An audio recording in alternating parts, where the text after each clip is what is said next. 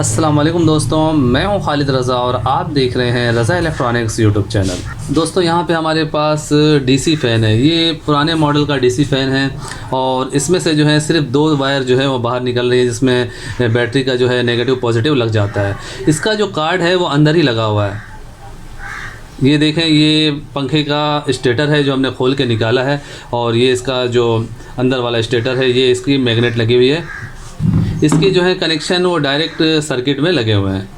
ये देखें, इसके जो अलग अलग लूप हैं ये सर्किट में लगा हुआ है। दोस्तों ये सर्किट जो है वो ख़राब हो चुका है और यहाँ पे आप देख सकते हैं इसका जो ये कंपोनेंट्स हमें यहाँ पे जले हुए नज़र आ रहे हैं। इस सर्किट को पहले भी रिपेयर किया गया था, अभी दोबारा से ये ख़राब हो चुका है।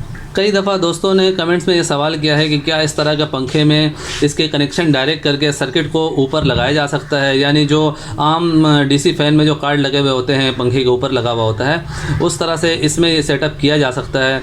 जैसा कि यहाँ पे कनेक्शन भी नहीं है, अगर हम इस सर्किट को निकाल लेते हैं और इस जो वाइंडिंग के कनेक्शन जो हैं वो अपने तौर पे करके और 3 तारें ऊपर निकालते हैं और निकाल के ऊपर जो है जो आम डीसी कार्ड मिलता है उसे लगाया जाए, तो उस सूरत में क्या ये पंखा कामयाब होगा, ये सही तरह से ये पंखा चलेगा या नहीं चलेगा।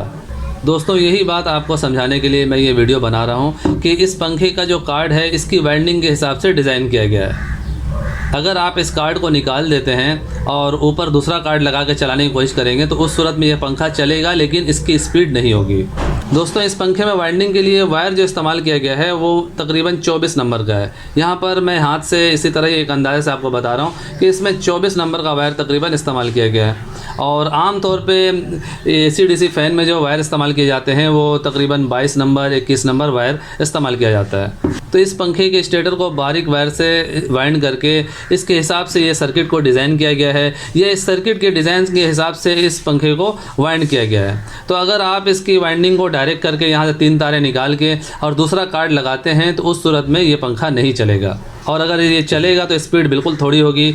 इसमें हमने मुकम्मल तजर्बा किया है। इसके सर्किट को निकाल के इसके कनेक्शन डायरेक्ट करके हमने ऊपर कार्ड को लगाया है और चलाया है, और इस तरह जो है पंखा तो चला है लेकिन उसकी स्पीड बिल्कुल स्लो थी।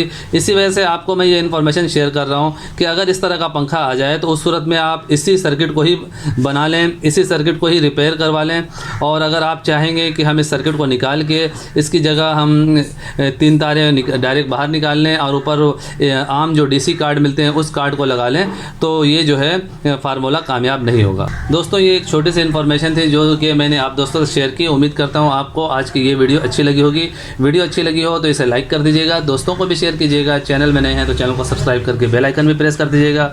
अपना और अपने प्यारों का बहुत सा ख्याल रखिएगा, दुआ में याद रखिएगा। मिलते हैं नेक्स्ट वीडियो में। अल्लाह हाफिज़।